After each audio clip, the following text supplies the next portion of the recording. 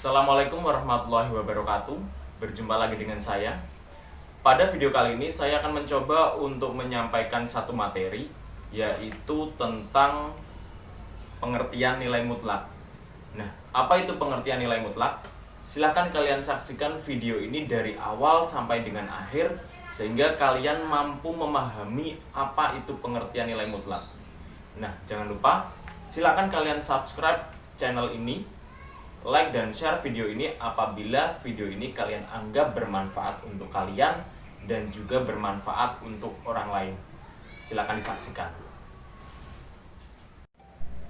Baik, seperti yang sudah saya sampaikan di awal bahwa pada video kali ini kita akan membahas tentang pengertian nilai mutlak. Kita masuk ke lembar berikutnya terlebih dahulu. Nah, sesuai dengan judulnya yaitu pengertian nilai mutlak, jadi dalam hal ini nanti kalian akan mempelajari tentang apa toh nilai mutlak itu. Nah, kita langsung masuk ke materi. Nah, ketika kita berbicara tentang pengertian nilai mutlak, kita ambil nilai mutlaknya saja. Nah, ketika kita berbicara tentang nilai mutlak sendiri dia memiliki arti yaitu nilai yang diberi tanda mutlak. Saya tuliskan terlebih dahulu. Jadi dia memiliki arti nilai yang diberi tanda mutlak. Nah, maksudnya apa? Maksud dari nilai yang diberi tanda mutlak itu apa? Nah, ketika kita berbicara tentang nilai di sini merujuk pada sembarang bilangan.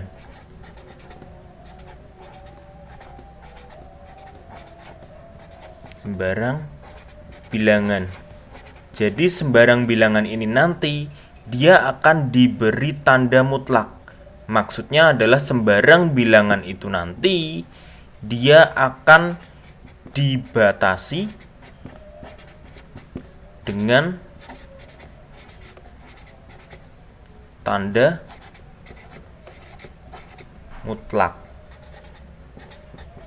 Jadi ketika kita berbicara tentang nilai mutlak itu memiliki arti yaitu sembarang bilangan yang dibatasi dengan tanda mutlak. Pak, lihat terus simbol dari tanda mutlak itu sendiri bagaimana? Jadi simbol dari tanda mutlak sendiri saya tuliskan, simbolnya berbentuk seperti ini. Nah, ini merupakan simbol atau lambang dari tanda mutlak. Jadi kalau kita berbicara tentang nilai mutlak, berarti sembarang bilangan itu nanti terletak di dalam simbol ini, terletak di dalam tanda mutlak ini. Pak, lihat terus fungsi dari tanda mutlak itu apa? Nah, fungsi dari tanda mutlak ini adalah untuk menjadikan sembarang bilangan yang ada di dalam tanda mutlak ini menjadi bernilai positif. Saya tuliskan terlebih dahulu. Jadi fungsinya adalah fungsi dari tanda mutlak, yaitu untuk mempositifkan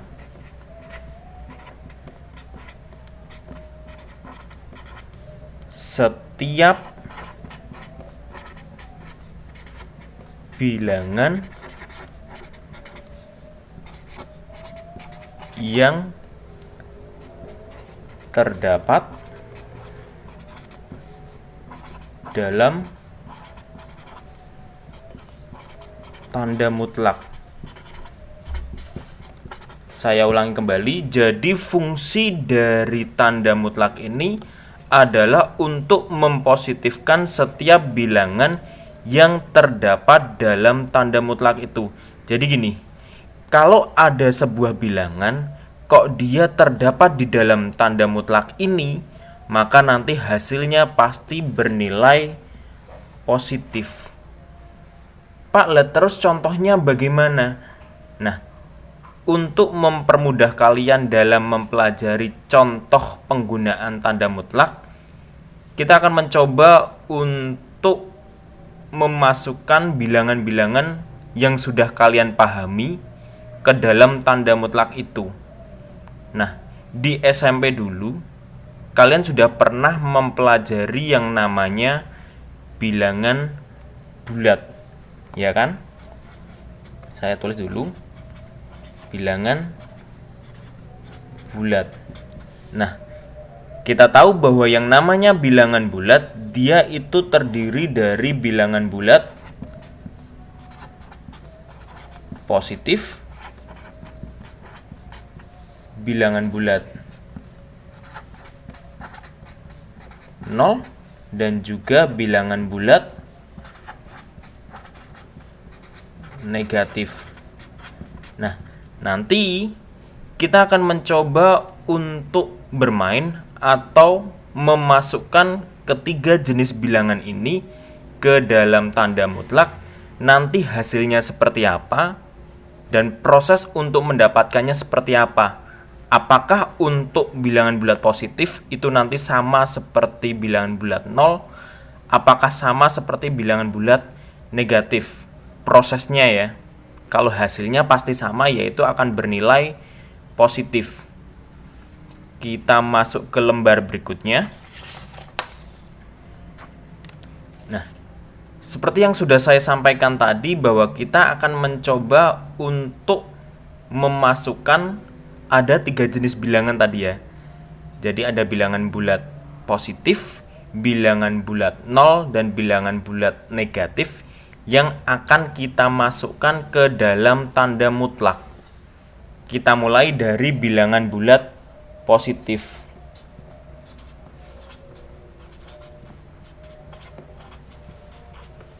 Oke, kita ambil sembarang bilangan bulat positif. Misalkan bilangan 3. Nah, bilangan 3 ini kita beri tanda mutlak. Seperti kita ketahui bahwa 3 itu sendiri merupakan bilangan positif. Nah, sedangkan tanda mutlak itu fungsinya adalah untuk mempositifkan bilangan yang ada di dalam tanda mutlak itu sendiri. Nah, padahal kita tahu yang ada di dalam tanda mutlak itu, dia itu bernilai positif. Sehingga hasilnya adalah bilangan yang ada di dalam tanda mutlak itu, yaitu 3. Pak, kok bisa seperti itu? Ya tadi, karena yang ada di dalam tanda mutlak itu sudah positif, maka tidak perlu kita melakukan perubahan. Pak, contoh yang lain seperti apa? Misalkan nilai mutlak 25. Nah, 25 sendiri itu kan merupakan bilangan positif ya. Sedangkan tanda mutlak tadi fungsinya adalah untuk mempositifkan bilangan yang ada di dalam tanda mutlak. Karena 25 itu sudah positif, maka tidak perlu kita lakukan perubahan. Berarti nilainya itu sama dengan nilai yang ada di dalam tanda mutlak itu. Berarti sama dengan 25. Seperti ini. Pak, contoh lainnya misalkan nilai mutlak 42 misalkan. Nah, 42 ini kan bernilai positif. Sehingga ketika kita beri tanda mutlak itu fungsinya adalah untuk mempositifkan yang ada di dalam. Berarti karena sudah positif tidak perlu kita rubah. Berarti hasilnya sama dengan yang ada di dalam tanda mutlak. Berarti sama dengan 42. Contoh lagi misalkan nilai mutlak 199. Berarti hasilnya sama dengan yang ada di dalam tanda mutlak itu karena positif. Berarti sama dengan 199. Nah, dari sini maka bisa kita buat kesimpulan, jika kita punya sebuah bilangan bulat positif, kita lakukan pemutlakan, atau nilai mutlak dari sembarang bilangan bulat positif, maka hasilnya sama dengan bilangan yang ada di dalam tanda mutlak itu. Silakan kalian catat itu. Nah, selanjutnya, ini tadi kan bilangan bulat positif. Sekarang kita masuk ke bilangan bulat 0.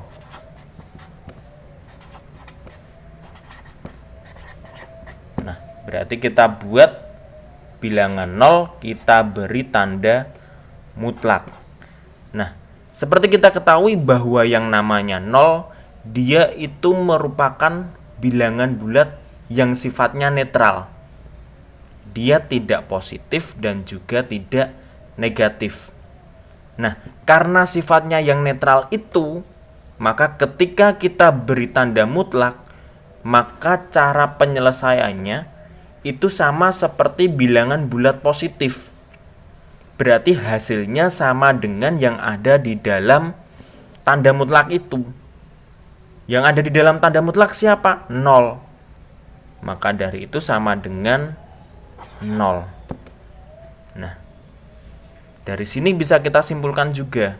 Jadi untuk bilangan bulat 0, apabila kita beri tanda mutlak atau nilai mutlak dari bilangan 0, itu hasilnya sama dengan bilangan yang ada di dalam tanda mutlak itu. Berarti sama dengan 0. Silakan catat itu. Nah, bagaimana dengan bilangan bulat negatif? Apakah hasilnya sama seperti bilangan bulat positif atau bilangan bulat 0 itu tadi? Saya tuliskan dulu. Bilangan bulat negatif. Nah, kita ambil sembarang bilangan bulat negatif. Misalkan negatif 2. Berarti nilai mutlak negatif 2. Nah, untuk menentukan hasil nilai mutlak negatif 2, apakah kita bisa menggunakan cara untuk yang bilangan bulat positif dan juga 0 tadi? Kita coba. Kalau kita gunakan cara untuk bilangan bulat positif dan juga bilangan bulat 0, berarti kan kita tinggal menuliskan kembali yang ada di dalam tanda mutlak. Berarti kita tuliskan dalamnya yaitu negatif 2. Nah, sekarang apakah benar hasilnya sama dengan negatif 2? Tentu saja salah. Kenapa? Karena tanda mutlak tadi fungsinya adalah untuk mempositifkan bilangan yang ada di dalam tanda mutlak. Berarti hasilnya tidak mungkin bernilai negatif. Pak, terus bagaimana kalau terjadi seperti itu? Nah, kalau terjadi seperti itu, silakan kalian ingat-ingat sifat operasi hitung. Nah, di operasi hitung kan kita mengenal jika plus dikali plus itu hasilnya adalah plus, ya kan? Plus dikali min itu hasilnya adalah min. Min dikali plus itu hasilnya adalah min. Min kali min itu hasilnya adalah plus. Di sini kita punya negatif atau min. Padahal kalau kita memberi tanda mutlak, harusnya hasilnya nanti adalah bernilai positif atau plus. Berarti min dikali apa yang hasilnya adalah plus atau positif. Menurut sifat ini, min harus dikali dengan min agar didapat plus atau positif. Sehingga untuk merubah min 2 ini menjadi positif, maka di bagian depannya harus kita beri tanda negatif lagi. Sehingga diberi min 2. Seperti ini. Min kali min berarti kita dapati plus 2. Karena plus berarti tidak perlu kita tulis ya. Hasilnya sama dengan 2. Sesuai dengan aturan bahwa tanda mutlak itu berfungsi untuk merubah yang ada di dalam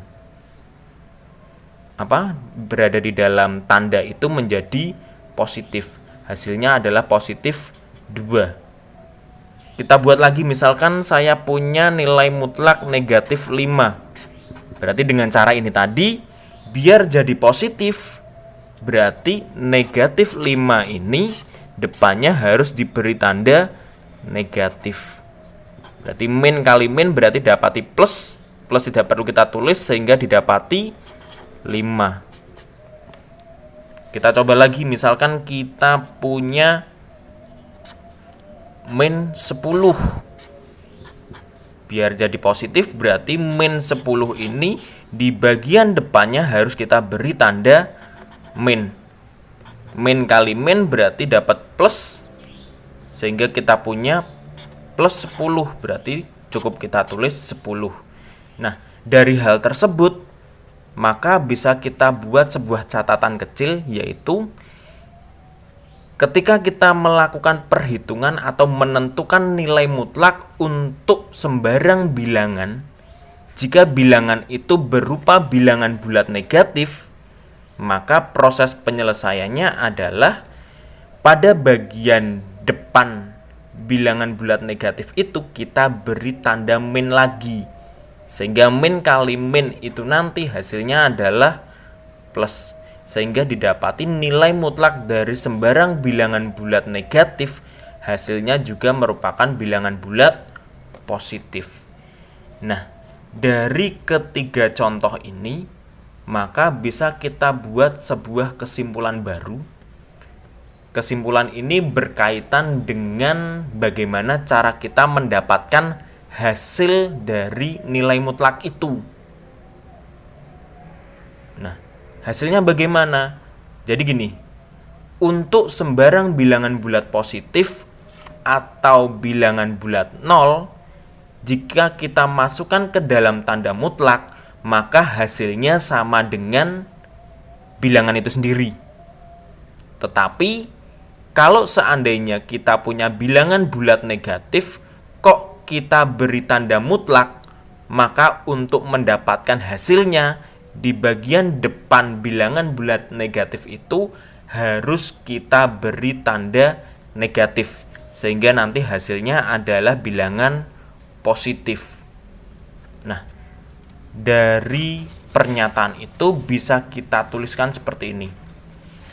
Saya buat dalam bentuk definisi nilai mutlak ya. Nah, misalkan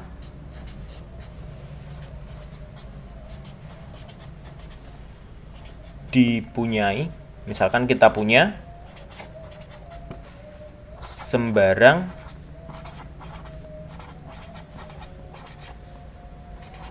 bilangan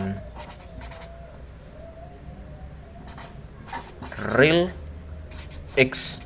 Pak, lah kok di sini bilangan real gini? Di sini kenapa saya tuliskan bilangan real? Karena bilangan real itu anggotanya jauh lebih luas jika dibandingkan dengan bilangan bulat. Jadi bilangan bulat itu juga termasuk dalam anggota dari bilangan real. Sebenarnya sama saja. Saya ulangi, jadi misalkan kita punya sembarang bilangan real X, jadi X ini bisa mbok ganti dengan sembarang angka, sembarang bilangan. Maka nilai mutlak X,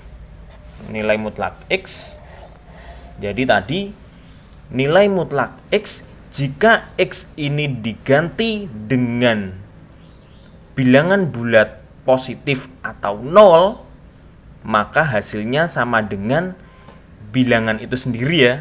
Berarti sama dengan X itu sendiri. Dengan catatan X-nya itu tadi diganti dengan bilangan bulat positif atau 0. Hal itu bisa kita tuliskan seperti ini. Jika X yang dimaksud di sini adalah X yang ada di dalam tanda mutlak. Jika X-nya itu lebih dari atau sama dengan 0. Jadi X-nya ini bisa lebih dari 0 atau sama dengan 0. Jadi X yang ada di dalam kurung ini, kalau seandainya dia itu adalah bilangan bulat positif atau 0, maka hasilnya sama dengan si X itu sendiri, sama dengan bilangan itu sendiri. Nah, tapi kalau seandainya X ini diganti dengan bilangan bulat negatif, maka di bagian depannya kita beri tanda negatif. Berarti kita tulis negatif X. Dengan X-nya tadi siapa? Dengan X-nya itu adalah bilangan bulat negatif.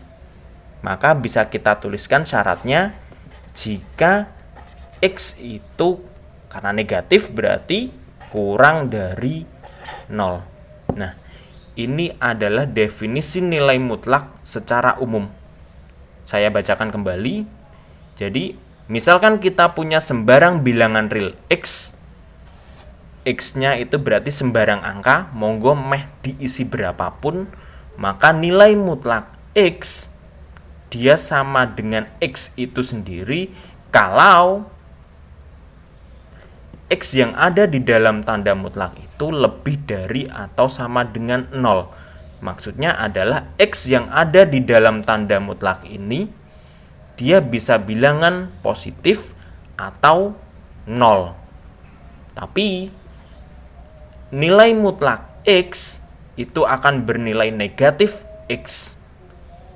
Jika apa? Jika yang ada di dalam kurung ini, atau jika X ini adalah X yang ada di dalam kurung ini, dia kurang dari 0. Atau dengan kata lain bernilai negatif. Pak, lah terus contohnya seperti apa? Oke, kita coba contoh berdasarkan definisi ini ya. Contoh misalkan terkait dengan definisi itu. Misalkan saya punya nilai mutlak 2. Nah, seperti yang bisa kalian lihat, 2 ini dia kan lebih dari 0. Nah, karena lebih dari 0 berarti seperti yang bisa kalian lihat berarti memenuhi syarat yang atas. Lupa kok bisa? Karena yang ada di dalam sesuai dengan ini ya, yang ada di dalam ini tadi dia itu lebih dari 0, maka hasilnya itu sama dengan X itu sendiri, berarti yang ada di dalam itu sendiri. Berarti nilai mutlak dari 2 itu sama dengan 2. Pak, contoh lainnya misalkan nilai mutlak 5.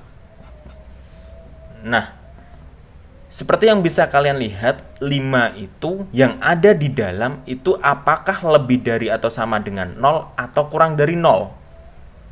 Nah, karena 5 itu lebih dari atau sama dengan 0, berarti yang ada di dalam itu lebih dari atau sama dengan 0.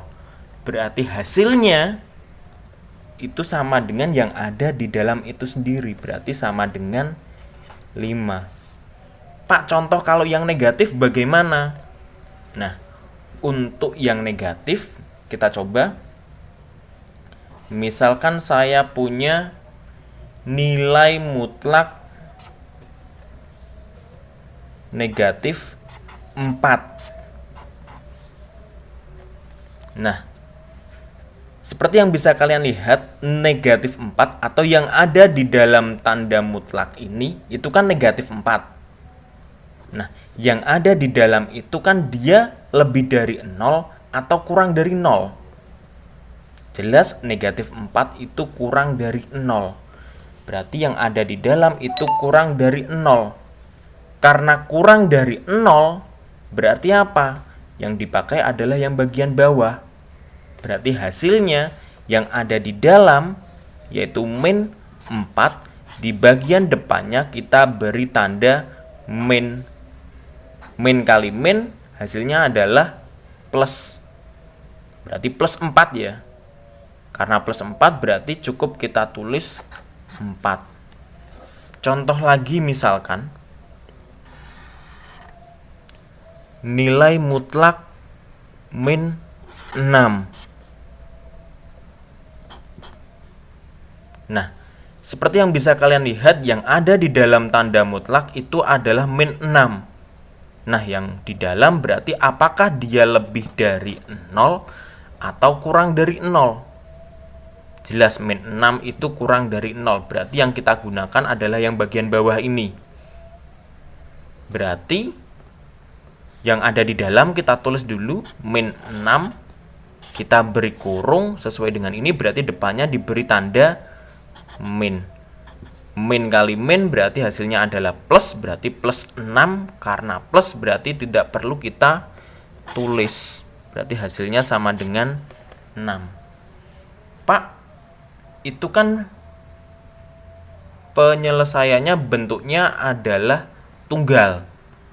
Bagaimana kalau seandainya kita punya soal bentuknya operasi hitung? Oke, kita coba dalam bentuk operasi hitung. Kita coba ya. Nah, kita coba misalkan kita punya nilai mutlak 2 dikurangi nilai mutlak min 4 ditambah nilai mutlak 6. Oke, kita punya soal bentuknya seperti ini. Nah, kita selesaikan yang pertama dulu, nilai mutlak 2. Nilai mutlak 2 kita tahu hasilnya sama dengan 2 dikurangi. Nah, karena di sini ada tanda mutlak, di dalamnya ada bilangan negatif, untuk mempermudah kita beri kurung siku dulu. Karena di sini kita berbicara proses ya. Nah, nilai mutlak min 4. Berarti kita tulis min 4-nya dulu. Kita beri kurung. Nah, nilai mutlak min 4 berarti kan tadi sesuai dengan definisi depannya diberi min. Ditambah nilai mutlak 6 adalah 6. Oke, kita punya berarti 2 min kali min itu adalah plus. Plus dikali min itu berarti kita punya min, berarti min 4 ditambah 6. Sehingga kita punya 2 dikurangi 4 itu adalah min 2. Min 2 ditambah 6 itu hasilnya adalah plus 4, atau bisa kita tulis 4. Pak, contoh lainnya misalkan bagaimana? Misalkan kita punya nilai mutlak dari negatif 2 ditambah 4, nilai mutlak ya, dikurangi nilai mutlak min 5, seperti ini. Oke, kita coba selesaikan. Nah, di sini kita punya nilai mutlak min 2. Seperti biasa, kita tulis yang dalamnya dulu. Berarti kita tulis min 2. Karena ini nilai mutlak, berarti harus berubah jadi positif ya. Berarti depannya harus kita beri tanda negatif. Ditambah nilai mutlak 4. Nilai mutlak 4 berarti hasilnya sama dengan 4 dikurangi. Nah, di sini dikurangi ada nilai mutlak dalamnya negatif. Kita beri kurung siku dulu untuk mempermudah. Yang bagian dalam ditulis berarti min 5. Karena di sini bentuknya nilai mutlak, maka depannya diberi tanda min. Selanjutnya, min kali min kita dapati plus. Plus di awal tidak perlu kita tulis, berarti plus 2. Cukup kita tulis 2 ditambah 4. Min kali min kita dapati plus. Plus dikali min hasilnya adalah min, berarti min 5. Sehingga kita punya 2 ditambah 4